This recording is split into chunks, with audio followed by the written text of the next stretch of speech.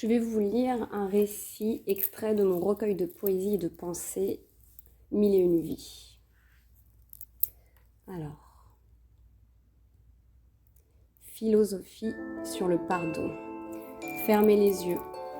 Visualisez ce qui vous encombre, ce qui fragilise votre cœur, ce qui rend fébrile vos émotions, ce qui ronge votre corps.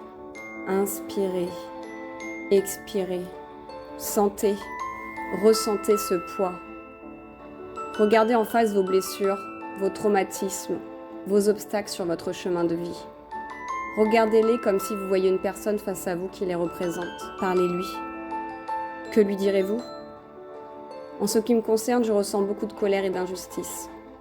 J'entends en boucle que pour avancer, il faut pardonner. Peut-on pardonner l'inacceptable ?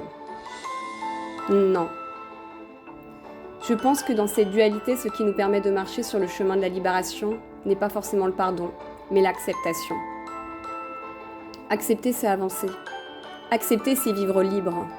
Accepter ou pardonner, c'est proche, mais nuancé. Évidemment, je vais choisir le pardon dans certaines situations, mais nous ne pouvons pas tout pardonner ou excuser.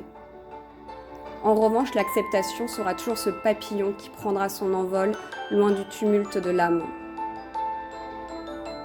Le meilleur remède, c'est plutôt d'accepter que ces épreuves font partie de nous, qu'elles nous ont peut-être malmenés, mais aussi aidés à grandir, à être plus forts. Elles nous ont permis de réussir à grimper sur le sommet de la résilience.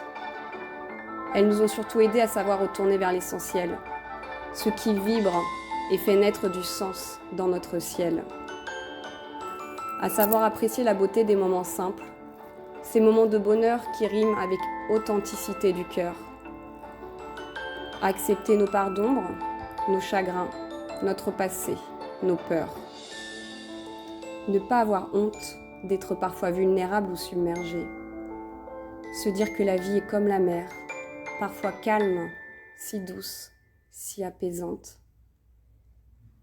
mais à d'autres moments amère. Brusquement, on peut être emporté par ces vagues. Mais ce qui est magique, c'est que l'eau peut purifier nos chagrins.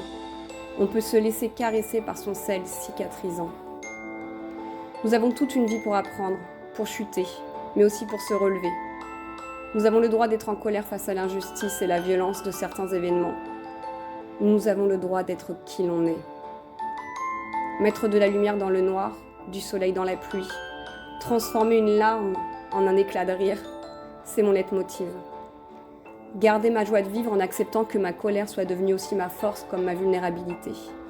Et ça, je ne le dois pas au pardon, mais à mon envie de vivre chaque instant, intensément et passionnément. À ma joie de vivre naturelle qui préfère vivre malgré les impacts que de s'éteindre. Car ne l'oublions pas, la vie est une vague. Et vous ? Que pensez-vous du dicton « Pour avancer, il faut pardonner » ?